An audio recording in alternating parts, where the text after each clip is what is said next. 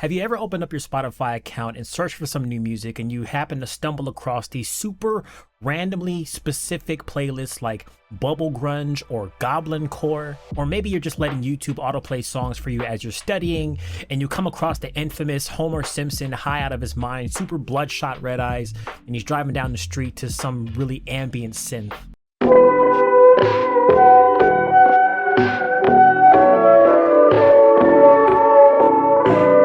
Well, welcome to the wonderful world of fake music genres where literally anything that you can think of exists. And in this video, I want to dive a little deeper into the culture of fake genres to really uncover how these made-up music movements became an actuality in our society. And if you choose to stick with me to the end, I will try to make a fake genre myself with the help of something that was randomly generated from, I don't know, ChatGPT or something like that. So first of all, let's get down to the nitty-gritty. What really constitutes a fake genre? Because let's be real, a lot of the genres that we actually have today were once made up by people who were experimenting with different sounds and styles and meshing those together. For example, pop, punk, or country rap. Think of songs like Old Town Road. I mean, that's one of the biggest examples. You know, it's this rap artist at the time coming out with a country song. It started off as a joke, at least that's what I think. Video gets posted to TikTok, and one day it just randomly grew to this massively huge success that it was. Now, although that was a huge propeller for songs in this whole space, it was not the only one that's crossed over from virality into music itself. In fact, I'm pretty confident that you can take the blueprint of success for that song and copy and paste it into many other memes that have also jump-started many other careers and even musical style. Enter vaporwave. You know, this is a genre that's essentially the musical version of a deep-fried meme. I first discovered vaporwave when I was actually in this studio filming and planning for my next video. I had my lights set to the purples and pink hues, and I wanted something that matched that vibe but made me feel familiar and relaxed and soothed. Very much a visual experience to go with my audio. And so that's when I found this video of Homer Simpson, which the visual is what attracted me first, because basically it took me down that nostalgic route and reminded me of something from my childhood.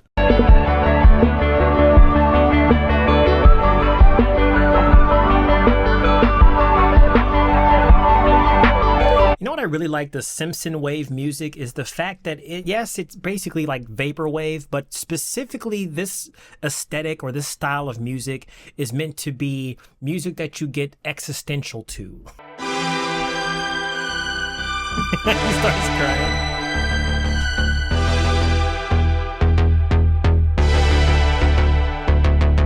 Now see, because I was born in the early 90s, so I personally do have a fond memory of pixelated Windows operating systems and old worn out VHS tapes. In fact, Vaporwave's entire aesthetic is focused heavily on this, as it tends to be all about remixing elevator music, but putting that to the look of 90s computers. You see, this music isn't just a song, it's basically a time machine that takes you back to a simpler, more innocent time. Now, Vaporwave started in the early 2010s as an ironic variant of chillwave and as a derivation of the work of hypnagogic pop artists such as Ariel Pink and James Ferraro, who were also characterized by the invocation of retro popular culture. So it's almost like you can't have Vaporwave without the aesthetic. It's essentially baked into each other as a package deal. I mean, let me give you another example of a genre that really interested me when I was researching this topic, and it's called Dreamcore, which, depending on who you ask, it could mean two wildly different things. I've read in some places that this music is focused on high-tempo blast beats and overdriven bass guitars commonly found in metal music, but there's also a large section of people that describe this as a surrealist aesthetic that uses motifs usually associated with dreams, daydreams, nightmares. Think the Backrooms type of feel.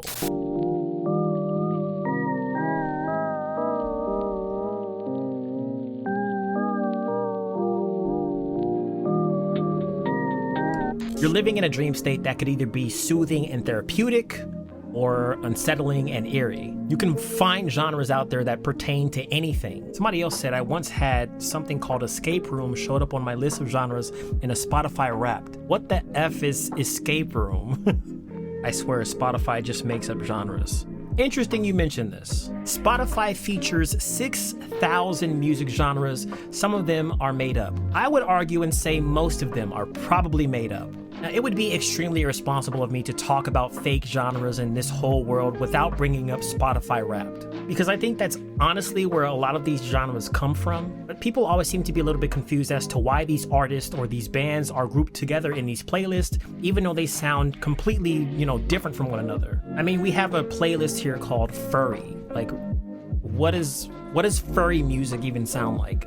Since 2016, Spotify has been keeping a record of the most popular genres it features on the platform and ranks them by streams. In their recent study, the pudding has dived deeper into how genres on Spotify have changed throughout time and which new genres have risen to the top of the ranking in 2023. So what constitutes a genre to Spotify? How do they randomly come up with these ideas?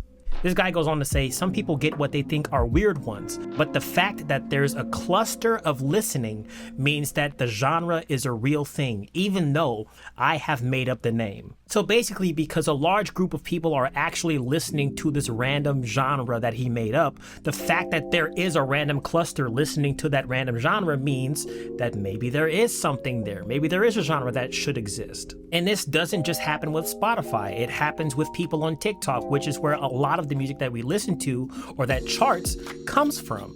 So when you have people talking about princess core, cottage core, and Simpsonwave, it may sound stupid to you, but if there is a large group of people listening to this music, then wouldn't that beg the question that maybe this could be a legitimate genre? I mean, look at this Simpsonwave video. There's a whole playlist here, by the way, but a lot of these videos have 200,000 views, 4 million views, 600,000 views. There's a lot of people listening to this stuff. So there's obviously an audience for a lot of these genres that do exist. And I think whether it's coming from Spotify or TikTok or some random dude in his basement doesn't really matter. It's, do you relate to it or not? And then we have like really random playlists like you're an 18th century noble enjoying the court, and it's basically just all classical music. But this is what I'm talking about. There's always an aesthetic that goes with the fake genre. Or how about you're reading in an 18th century library and it's raining outside?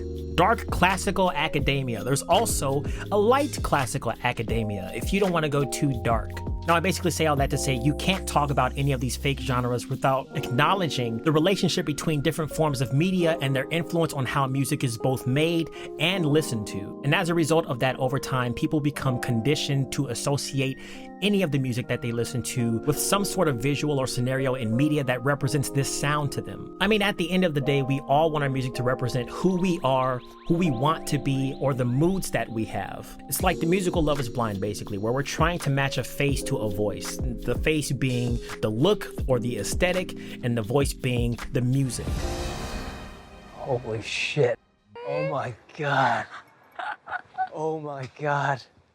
Oh my God. Hi. Oh my God. And making up these fake categories can allow us to do this, totally sidestepping the rules of traditional genres, which for the most part were strictly based on the sound that you hear from those genres being made. I mean, yes, if you do listen to some death metal bands, a lot of those people are going to be dressing a certain type of way, but there have also been people that dress outside of that norm or represent themselves in a different light on the outside and still make that kind of music. One example being Kanye West. I mean, when he first started rapping, everybody was mostly wearing, basketball jerseys and baggy clothes. And here this guy comes trying to rap, but he's wearing a polo shirt and Louis Vuitton. I think these days, if something like that happened, people would call it preppy hip hop or preppy rap. I don't know. Just specifically because there's a look associated with the style of rap that is happening. I actually find it kind of interesting, like trying to think of how people would perceive music if it was just introduced now with everything that is the way it is now, how we discover our music, but that's a whole nother story. So while yes, the sonics of a song still do play a pivotal role in determining what genre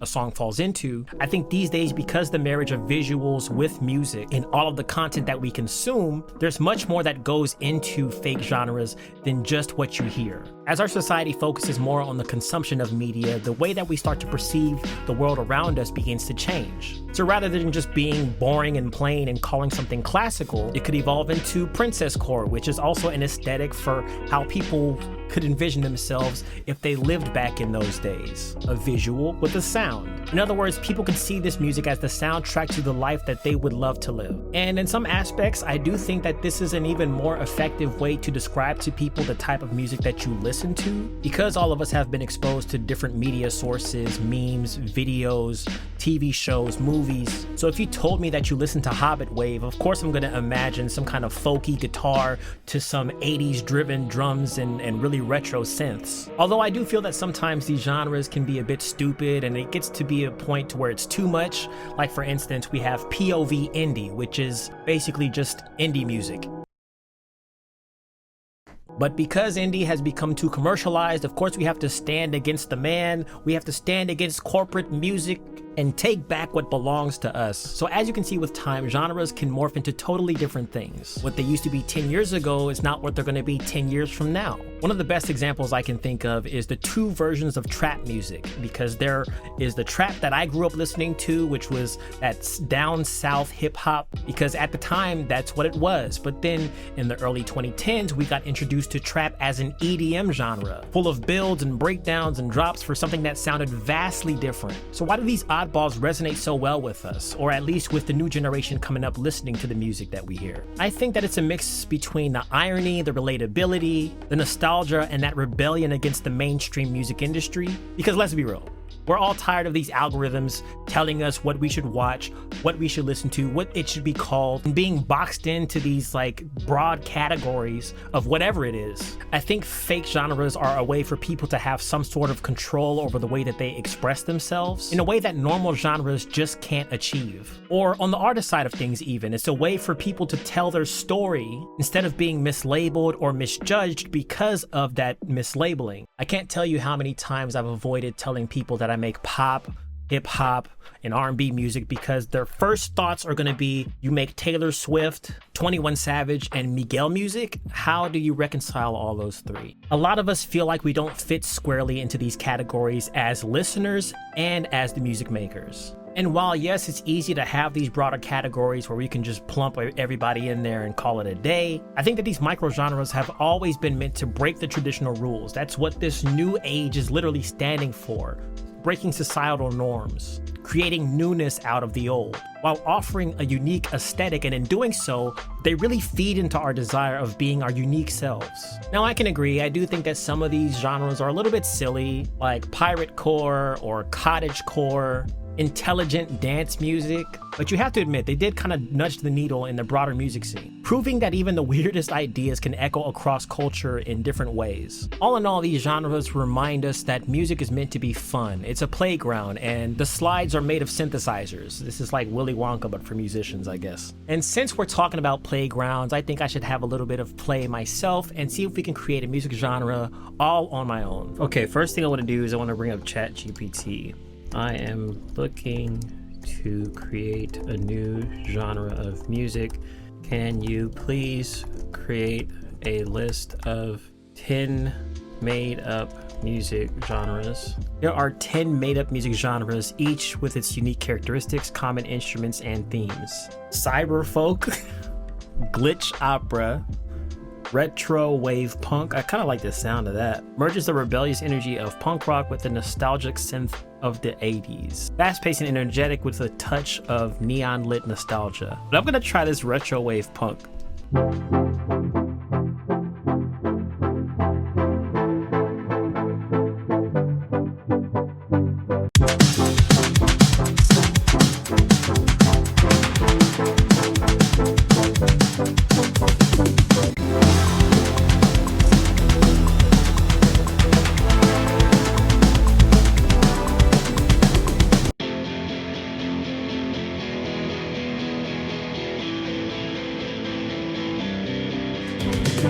Gridlocked veins of this concrete beast. We're the misfits, the rebels, the least appeased. And they say that we're